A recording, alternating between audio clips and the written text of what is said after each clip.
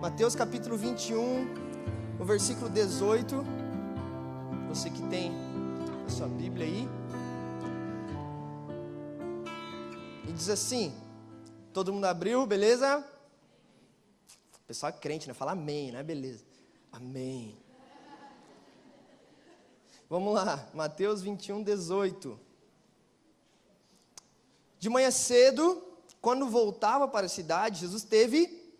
O que ele teve? Vendo uma figueira à beira do caminho, aproximou-se dela, mas nada encontrou a não ser... Então lhe disse, nunca mais dê frutos. Imediatamente a árvore secou. Amém? Esse é o momento onde nós, único na passagem, onde nós não vemos em nenhum outro momento essa exortação, e esse momento onde Jesus ele fica irado, onde Jesus fica realmente brabo. Cara, se tem uma coisa que deixa as pessoas brabas e iradas, é fome. Você concorda? Cara, a minha esposa com fome, ela fica muito brava. Desculpa, amor. Se ela não come no horário que é para comer, rapaz, ela começa a mudar já. Você já tentou dormir com fome? Cara, eu já dormi com fome. Muito mal, mas eu já dormi com fome por preguiça de fazer comida. Mas eu tenho preguiça de fazer comida. Alguém tem também preguiça? Agora, quem não consegue, velho, você tem que cozinhar, você tem que comer antes de dormir. Todo mundo, né? Para de migué. Mas, quando você casa, você vai entender que não tem mais mãe para cozinhar, entendeu? Então, essa esposa olha para você e fala, cara, eu tô com sono, eu vou dormir. E você fica assim... Tem miojo, tem lasanha congelada. Então... Tô brincando.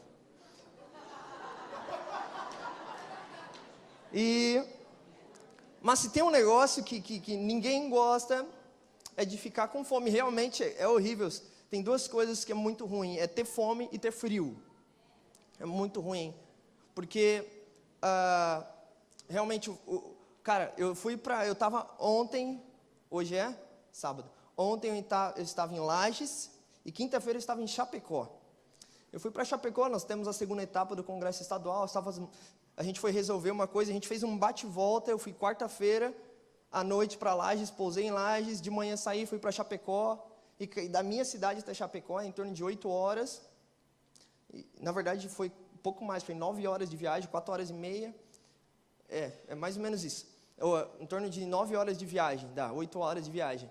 E nós fizemos bate-volta, nós ficamos só 4 horas em Chapecó, fomos na igreja, resolvemos, o cara da iluminação, do som, veio, quero isso, aquilo outro, fomos no hotel, resolvemos isso, pronto, Deus abençoe, voltamos. A gente chega em Lages, está 3 graus. 3 graus. E eu estava somente com esse casaco, eu estava com a camisa e com esse casaco, minha esposa também. Cara, sabe quando dói a canela do frio? Rapaz, se alguém tem prótese e essas coisas, o cara fica desesperado, acho. Mas dói, realmente dói, cara. É horrível. Então, frio é muito ruim, fome é muito ruim. Cara, Jesus ele passou por isso. Jesus ele vivia caminhando, não tinha carro, não tinha Uber para Jesus pegar e ir de uma cidade a outra.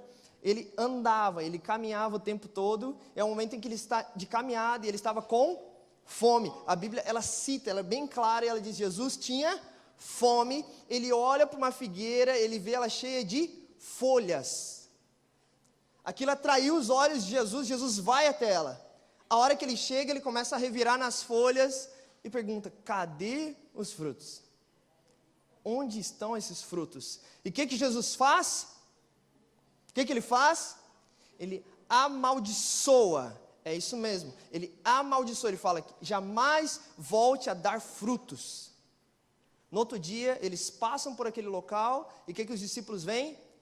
A árvore seca, não tinha mais folhas, mais nada. Sabe o que nós vemos hoje? Muitas pessoas cheias de folhas, mas sem frutos. A ênfase dessa palavra, e que eu acho incrível, e eu ouvi algumas semanas atrás, era que Jesus, ele nunca cobrou dessa maneira de uma prostituta, ele nunca falou dessa maneira para uma prostituta, ele nunca falou dessa maneira com um adúltero ou um ladrão, mas quando a questão se volta a ter frutos, Jesus ele simplesmente fica irado, ele fica brabo. Eu quero que você saiba hoje, assim como um dia eu aprendi, que frutos não é questão de status, é questão de sobrevivência. Você entende? Não é questão de você demonstrar que você está crescendo, eu estou dando muitos frutos, eu estou crescendo, eu estou rompendo, eu sou melhor que outra pessoa, sou melhor que outra igreja, eu estou crescendo, é questão de sobrevivência. Se você quer viver no reino de Deus, você precisa frutificar no reino dele. Como eu falei a respeito do título que eu queria falar aqui, que eu vou falar, sobre a obra redentora e a obra vocacional, Jesus ele veio para estabelecer isso. Jesus veio para obra redentora e obra vocacional. A obra redentora foi nada mais do que ele cumpriu naquela cruz. O que ele fez? Ele morreu por nós, ele perdoou os nossos pecados e hoje nós temos a vida eterna e a salvação é a porta de entrada, certo? Nós aprendemos isso. Entretanto, a igreja, ela só pregou sobre isso. Até hoje nós só vemos a igreja pregando a respeito da obra redentora, a respeito de salvação, salvação, salvação, salvação, salvação. Só que eu queria que você soubesse que o ministério de Jesus, enquanto ele esteve na terra, foi justamente pregar a respeito do reino de Deus, para estabelecer o governo de Deus e a respeito da obra vocacional. Ele passou o tempo todo na terra treinando discípulos. Você entende isso? Ele passou os 3 anos e meio treinando discípulos. Nós não vemos em nenhum momento Jesus falando sobre a obra salvadora e redentora com os discípulos. Nós só vemos ele falando, eu vou morrer, mas vou ressuscitar. Pronto, acabava o assunto. Agora o tempo todo ele falava por parábolas. O reino de Deus é... 3 pontinhos, ele começava a falar. Você entende? Jesus, ele queria colocar no coração dos discípulos propósito e destino. Nós entendemos muitas vezes que a salvação, ela é o final, ela é o fim do rumo. Cara, eu cheguei na igreja, eu me rendo, eu me arrependo, fui salvo, aceitei Jesus, pronto, acabou. Jesus pode voltar. Acabou, fui salvo. Agora eu só preciso cuidar o resto da minha vida da salvação. Sabe o que nós vemos hoje? Muitas pessoas vindo à igreja por medo do inferno. Muitas pessoas conhecendo e se entregando a Jesus por medo do diabo. Cara, nós temos que amar Jesus e servir a Jesus. Eu não sei se você está entendendo o que eu estou querendo dizer, mas nós temos que vir à igreja, amar Jesus, cumprir o ID de Jesus por aquilo que Ele é. Pelo propósito e destino que Ele colocou em nós. Sabe, então a obra redentora é a respeito de salvação e é incrível, nós temos que falar, mas nós falamos pouco sobre a obra vocacional. Eu quero que você saiba que Deus criou você com um propósito, com um destino. Só que isso não seria possível sem a obra redentora. Jesus veio, nos salva pelo seu sangue precioso, pelo grande preço que Ele paga naquela cruz. Agora nós fomos transportados para um novo reino, e a partir de agora nós precisamos viver o propósito de Deus. Nós precisamos caminhar agora no propósito de Deus para as nossas vidas. Sabe, em Apocalipse capítulo 1, no versículo 6, a palavra de Deus fala que Jesus ele nos constituiu reis e sacerdotes. Sabe, aqui está falando exatamente daquilo que nós precisamos fazer, que é para todos, não é para alguns, não é para os pastores e líderes, é para todos que estão aqui. Você precisa compreender que você nasceu, o Senhor criou você para amar Ele, servir a Ele, honrar a Ele, obedecer a Ele e dar frutos. Consequentemente, dar frutos. Se eu fizer uma pergunta aqui, quantas pessoas você, quantos frutos, quantas pessoas você pregou nos últimos 5 anos? Para quantas pessoas você mostrou o Evangelho, melhor dizendo, nesse ano? Cara, eu tenho certeza que do tanto de pessoas que estão aqui, não sei se 10% tem frutos aqui nesse local. E quando eu falo de frutos, né, a gente fala, Jesus te ama. Mas aí Jesus te ama, tem um plano na sua vida, no outro dia eu volto, e aí, como é que você está? Você está bem? Vamos ler a Bíblia, vamos estudar, no outro dia eu volto, vamos lá, vamos caminhar com Jesus, eu vou te ensinar, no outro dia eu volto, eu insisto, o fruto permanece, João 15, amém? Frutos que permaneçam. Se nós perguntarmos aqui, quantos têm frutos aqui? Frutos que permaneceram, que já estão dando outros frutos, frutos que geram frutos, discípulos que fazem discípulos, são poucos. Hoje nós temos mais de 60 milhões de evangélicos no Brasil. Cara, será que o Brasil não era para estar diferente? Hein? 60 milhões, nós temos 200 milhões de habitantes. 60 milhões, cara, era para questão de 2 anos, 3 anos no máximo, todo o Brasil ser evangelizado, cara. 60 milhões de evangélicos era para começar a mudar tudo. Mas por que cresceu o número de evangélicos nos últimos 10, 15 anos para 60 milhões, passou de 20 milhões para 60 milhões? Entretanto, a corrupção foi o período que ela mais cresceu, a homossexualidade foi o período que ela mais cresceu, os assaltos foi o período... Eu tenho certeza que 15, 20 anos atrás, Joinville era diferente. Eu não sou daqui, mas acredito que sim, meu pai é natural daqui. Tenho certeza que era um pouquinho mais seguro, não era? Que era um pouquinho mais tranquilo, que não tinha tanto suicídio, talvez. Não é verdade? Sabe que o número de evangélicos cresceu nessa cidade? Cresceu, nós vemos. O evangelho está forte, está crescendo, mas não está mudando a cidade. Você entende que o reino de Deus não tem a ver com isso, com as 4 paredes. O reino de Deus tem a ver com aquilo que você faz fora desse lugar. Sabe, o Senhor nos constituiu, Ele nos fez reis e sacerdotes. Reis, reinado tem a ver com governo. Deus nos instituiu, Deus nos posicionou na cidade para nós governarmos ela de acordo com os nossos dons e talentos. No seu trabalho, talvez aqui nós temos engenheiros, nós temos advogados, nós temos pessoas fazendo faculdade, mecânicos, o que for. Deus, Ele colocou você lá para governar e estabelecer o governo de Deus naquele local. Isso se chama influência. E nós vemos no Velho Testamento. Daniel, ele influenciou o rei antes de tomar alguma decisão. Ele vinha para Daniel, estou com uma dúvida. Isso se chama influência. Esther influenciou. Você entende? O Senhor, Ele nos posicionou para a gente influenciar aonde você está. Na sua sala de aula, na sua faculdade, você tem que reinar. Isso se chama influenciar. Mas Ele também nos colocou como sacerdotes. E aqui eu entro num ponto extremamente importante, Levíticos capítulo 6, versículo 12. Você tem a Bíblia?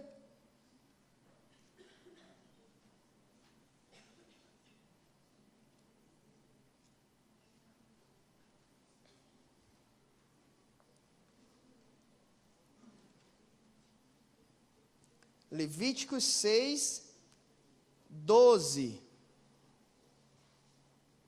Não é o 13, que está ali, é o 12.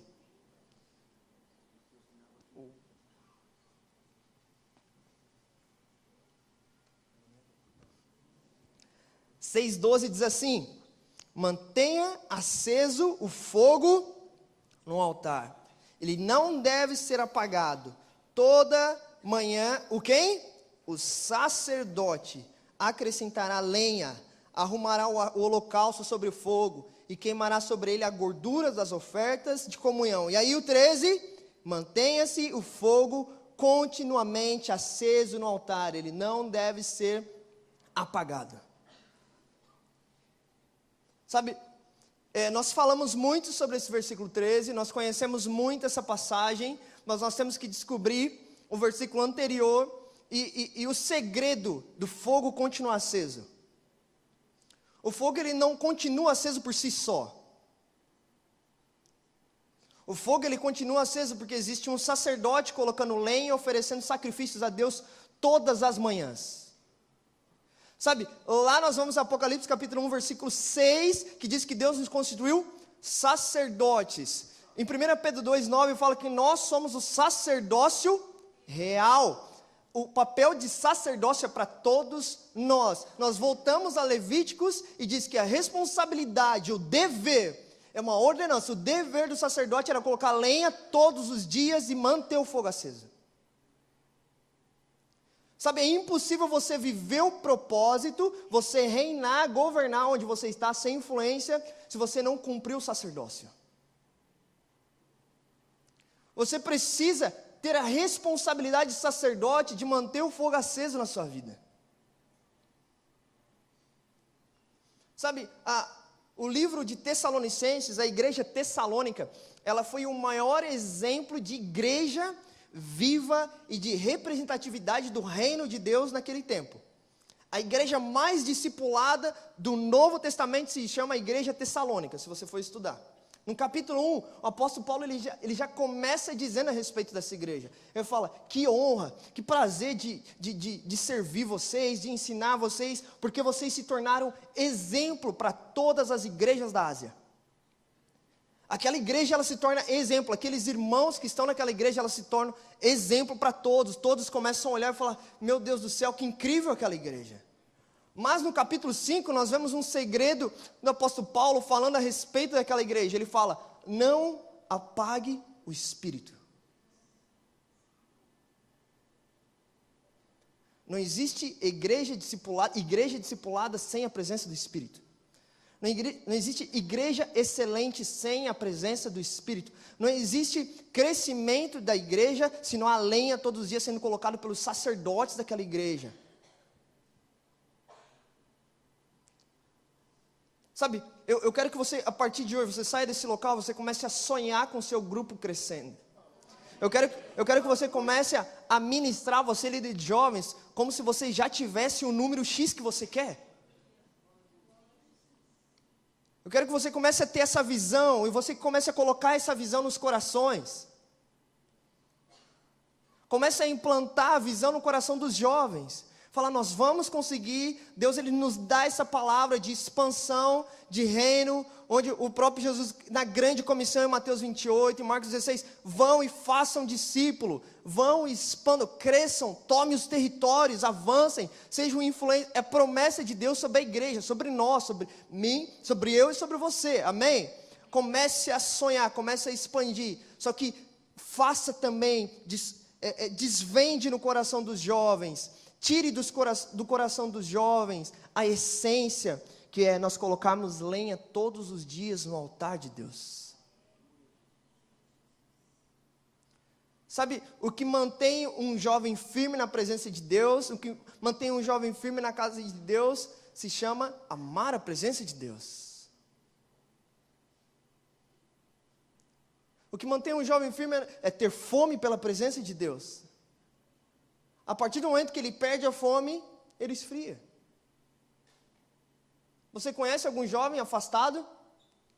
Alguém conhece aqui? Cara, eu conheço muitos jovens, conheço muitos amigos meus, que vêm na igreja e não querem, mas eu converso com eles, eles não têm desejo pela presença de Deus. Eles não têm fome por Jesus. Eles não têm fome por Jesus, cara. Sabe, quando nós não temos fome, representa que nós perdemos o primeiro amor. Em Apocalipse capítulo 2, nós vemos a revelação ao apóstolo João, a respeito das 7 igrejas, e a primeira igreja, onde o próprio anjo vem com a palavra, fala assim, vocês eram exemplo em tudo, porém, vocês perderam o primeiro amor. Vocês abandonaram o primeiro amor. Vocês não têm mais fome pela minha presença. Vocês não me desejam mais como era antes. Vocês entraram no automático em trabalhar para Deus, em cumprir, em fazer as coisas, em limpar a igreja, arrumar os bancos, em fazer os eventos, em ministrar, em adorar, em levantar a mão. Quando canta aquela música boa, você arrepia, você sente. Você perdeu o primeiro amor, você perdeu a paixão, você perdeu o desejo de estar na minha presença na segunda-feira. Sabe, e a palavra que vem, ela diz, Volte às práticas das primeiras obras. Sabe, o anjo está dizendo assim, se você voltar a fazer aquilo que você fazia no início, a fome vai começar a nascer novamente no seu coração.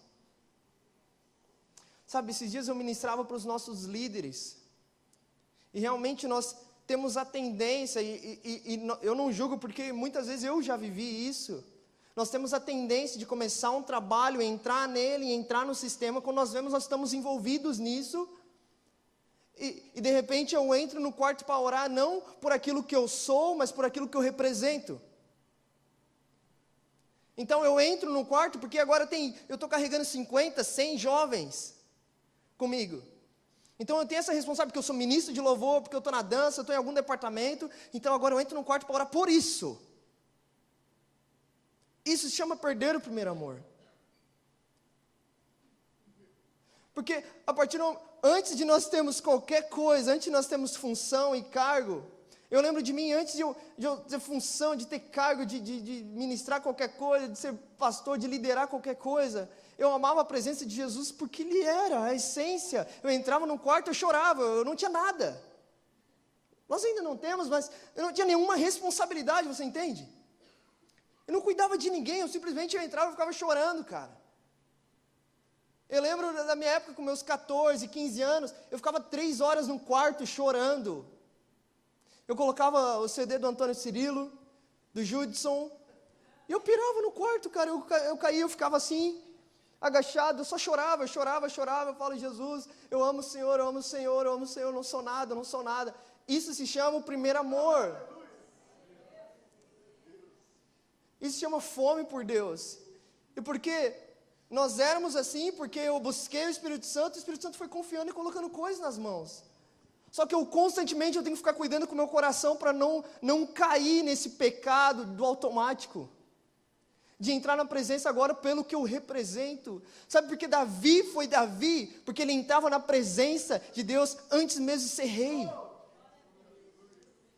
Você entende? Ele foi coroado como rei, mas ele continuou com o coração do menino lá atrás que cuidava de ovelha. Ele foi um homem segundo o coração de Deus, cara. Sabe, será que há fome no nosso coração? Será que você ama Jesus quando você está sozinho em casa?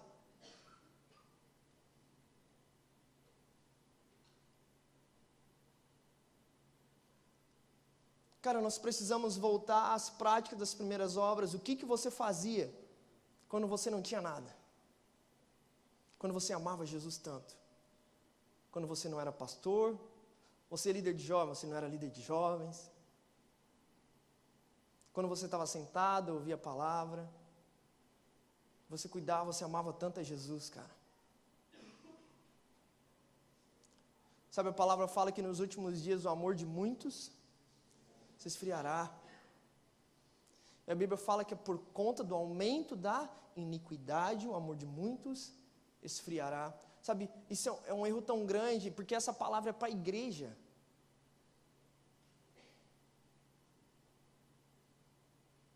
Sabe, essa palavra para a igreja não está falando a respeito do mundo, a respeito das pessoas que não conhecem Jesus. As pessoas que não conhecem Jesus, elas não conhecem Jesus.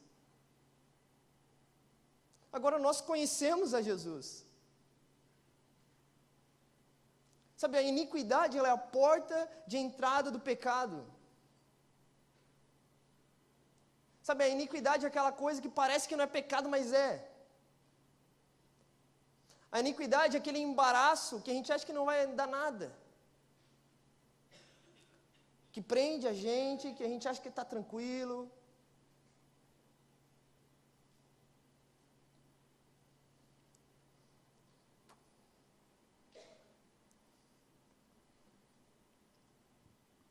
A Bíblia fala em Isaías capítulo 22. Meu Deus, eu tenho que correr.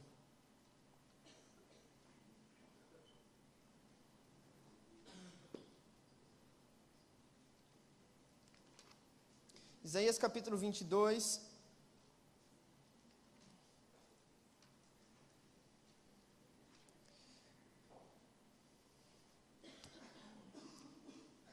Vou pular pular tudo aqui, vamos lá. Isaías capítulo 22, o versículo 20. Isaías 22, 20. Abra sua Bíblia, marca na sua Bíblia se você pode.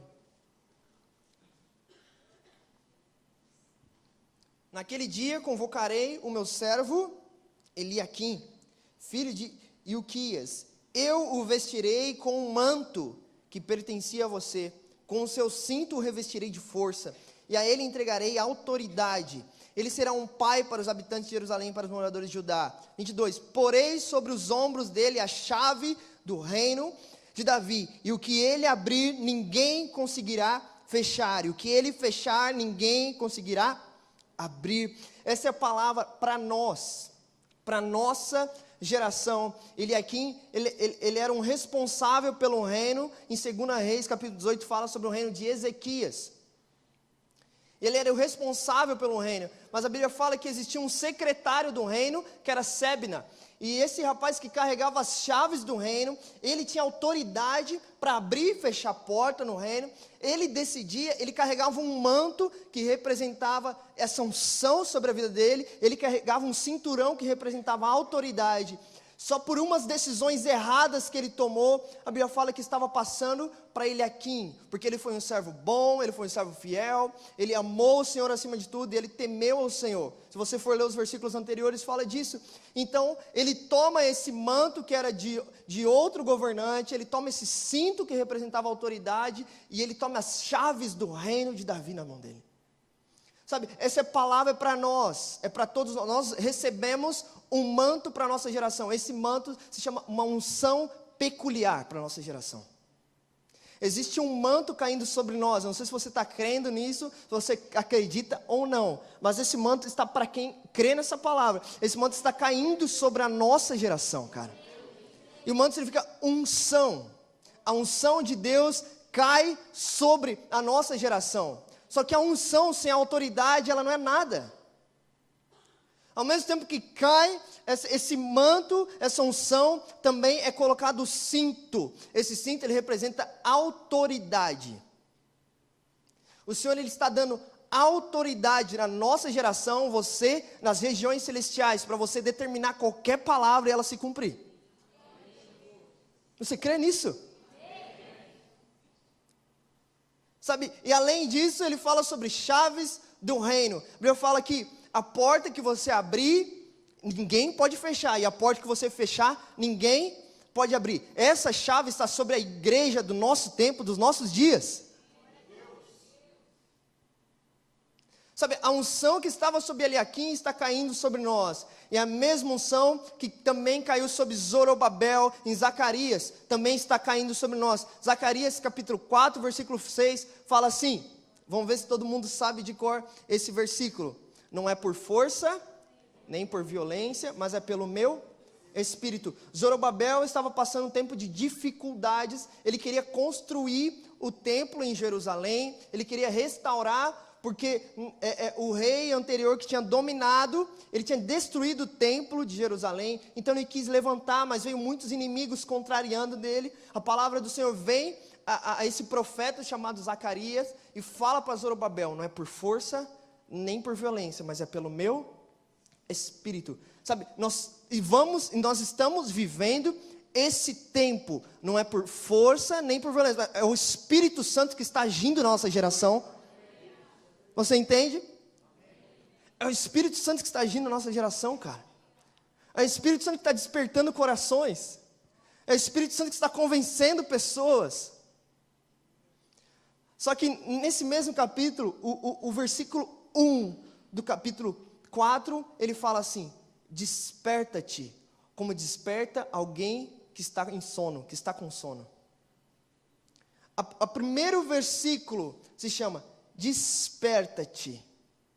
Antes nós queremos entrar na sociedade, antes nós queremos agir, antes nós queremos tomar o nosso trabalho, nós frutificarmos, nós precisamos de uma coisa, despertamento. Nós não estamos mais vivendo o tempo onde uma ou outra pessoa vão se levantar. Nós estamos vivendo um tempo, toda a igreja vai se levantar com autoridade. Sabe, é uma profecia muito incrível. Um homem teve, se eu não me engano, alguns anos antes da morte de Billy Graham, e ele falava que 2 anos após a morte de Billy Graham, a igreja se levantaria unida para um grande despertamento das nações.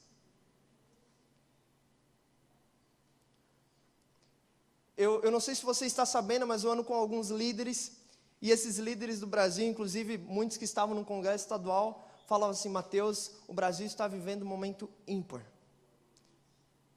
Que eles estão declarando, conforme a profecia em Apocalipse, que é a terceira onda. E que é a última geração. A geração dos trabalhadores, conforme Jesus declara. Que o campo está pronto, mas onde estão os trabalhadores? Nós somos essa geração. E as nações, elas sabem para onde que elas estão olhando? Elas estão olhando para o Brasil. Vários pastores, ministros, têm falado, e eles falaram para mim, por ter contato com muitos pastores e profetas americanos, eles estão declarando: as nações, elas só estão esperando o Brasil se despertar. Sabe, a Europa está caída, está fraca. O berço do Evangelho nasceu lá, para você ter ideia, 90% dos jovens até 17 anos já são ateus na Europa. 90%. Os Estados Unidos virou bagunça o cristianismo. Embora 95% da nação é cristã, virou bagunça. Eles levam o cristianismo para dentro de baladas. E não é para pregar o evangelho, não é para evangelizar. Sabe, a maioria dos cantores que vocês veem aí, americanos, saíram de dentro da igreja ministrando louvor e adoração. E continuam achando que tudo é normal. Sabe, as nações estão olhando para o Brasil. As nações estão olhando para nós. E o que você está perdendo? Sabe, eu quero declarar aqui, cara, nessa noite, você que tem sonhos de ir para outras nações, que nasceu no seu coração, talvez por trabalho, por profissão, eu tenho certeza que isso nasceu dentro de você, não foi gerado de você, foi gerado pelo Espírito e não é por trabalho. O Espírito Santo, ele está fazendo o último comissionamento. É o último comissionamento, cara.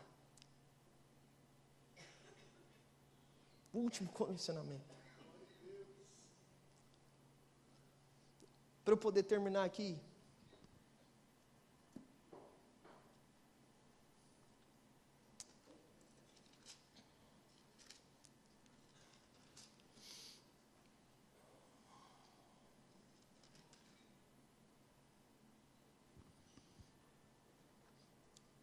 Lucas capítulo 10, versículo 3, é um tempo onde Deus faz um envio. É um tempo de comissionamento. Versículo 13 fala assim, de Lucas capítulo 10.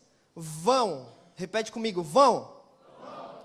E eu os estou enviando como cordeiros entre lobos. Cara, essa palavra é para os nossos dias. A grande questão é a preparação, velho. A grande questão, você precisa compreender, não é brincadeira, velho.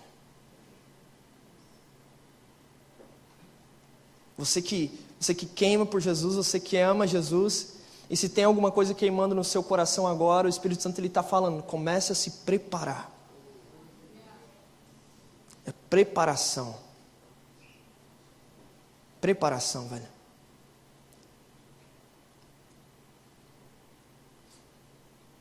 Será que o fogo está queimando no seu coração ainda?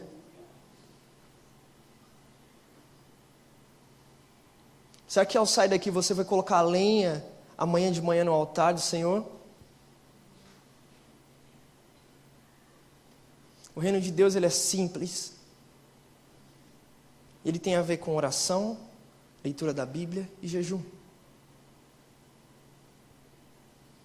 Esse é o tripé do cristão que eu chamo.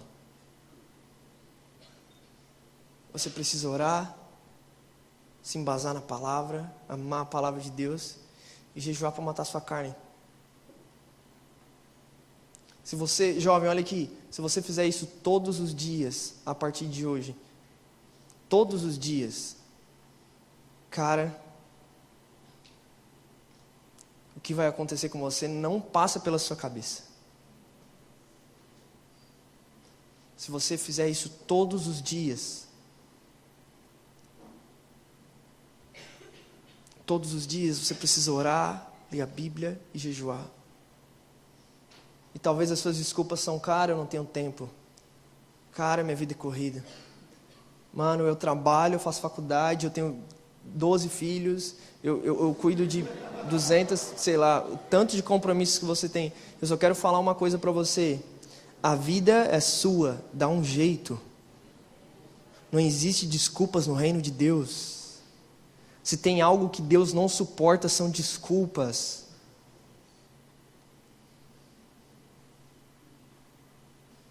Se algo que Deus não suporta, são desculpas. Saul tentou desculpar depois que já tinha sacrificado e não esperou Samuel. O que aconteceu com ele? A partir de hoje você perde o seu reino. Você perdeu o reino. Não existe desculpas. É uma frase muito conhecida assim: quem quer, dá um jeito. Você quer? Você ama Jesus? Dá um jeito. Você precisa colocar lenha no altar todos os dias. Sabe, eu estava vendo o pastor Leodoro e a Moni falava o preço que ele pagou para o evangelho chegar até nós. A escolha de um homem por amar Jesus trouxe todos nós aqui hoje. Um homem, a decisão de uma pessoa por amar e se entregar a Jesus. Você acha que o tempo dele era bom, era fácil o evangelho? Hoje em dia é muito bom e é muito fácil ser evangélico, cara. Hoje em dia é bonito a gente falar. Eu tenho fé, eu sirvo a Deus. Sabe, o meu avô, quando ele conheceu Jesus, ele foi expulso de casa. Você sabe o que é ser expulso de casa e não ter lugar para morar? E você ainda assim continuar amando a Jesus? Sabe onde meu avô foi morar? Ele pediu para morar na igreja, que era uma tenda. Na época o pastor em São Paulo falou: filho, você pode ir aqui, mas limpa a igreja então. Limpa a igreja, eu deixo você dormir na igreja, que você não tem onde ficar. Você está entendendo o preço que os nossos pais espirituais eles pagaram? Meu avô pagou um alto preço de não ter muitas vezes o que comer e ainda assim amou a Jesus. E ainda assim se entregou por Jesus. Todos os filhos na casa de Deus, pastores, líderes, hoje que pagaram um preço também, diferente do meu avô, sim, mas pagaram um preço. E hoje eu olho para mim e eu falo: Jesus, o evangelho está fácil demais para mim. Eu não me preocupo mais com isso, graças a Deus temos comida, graças a Deus eu posso pregar o evangelho, eu não sou preso. Meu avô foi preso muitas vezes, meu avô apanhou muito da polícia por pregar a palavra de Deus. Hoje eu posso pregar, hoje é bom, eles abraçam, eles beijam, eu vou na prisão, eu vou aonde for, eu prego, eu ando com Bíblia tranquilamente. O que eu estou esperando ainda? O porquê que nós não nos entregamos mais? Por que nós não fazemos mais pelo reino de Deus? Sabe qual foi a frase, das últimas semanas de Billy Graham? Perguntaram para ele: e aí, Billy Graham, o que você pudesse, se você voltasse à sua vida, o que você faria diferente? Ele olhou para o cara e ele falou: se eu pudesse, eu orava mais. Se eu pudesse, eu orava mais. E você sabe quem é Billy Graham, né? Você não sabe, pelo amor de Deus. Você precisa se converter. Cara, nós precisamos nos esforçar mais, velho. Nós precisamos nos esforçar. É esforço, não é sentimento. Você vai chegar segunda, terça-feira, você não vai sentir nada de orar. Você não vai ter vontade, mas o reino de Deus não é a respeito de sentir ou ter vontade. Pelo contrário, o reino de Deus é feito de fé. Sabe, Mateus 6,6, quando fala, entra no quarto, fecha tua porta, o segredo está, e teu pai que te vê em secreto. Interessante que nós estamos orando, e orando é pelo ouvir, não é? Mas a palavra não fala a respeito do pai que te ouve, porque não tem a ver necessariamente com as palavras que você fala, mas o ato de você estar trancado no quarto. Muitas vezes você já chegar e falar, Deus, não tenho o que falar. Cara, Deus está vendo o ato, o fato de você fechar a porta, você abandonar tudo, você deixar pai, mãe, marido, esposa, falar, cara, eu vou entrar no meu quarto, eu vou amar Jesus agora. Por isso você é recompensado. Por atos. Chega de um evangelho vivido pelo sentimento. Vamos ler a Bíblia e aprender que é pela fé. É pela fé. Outra coisa que você precisa aprender, Deus ele não vai falar como vai ser o fim da sua vida. Deus nunca vai dizer. Vem comigo, já pensou se Deus falasse para Daniel como seria a caminhada dele?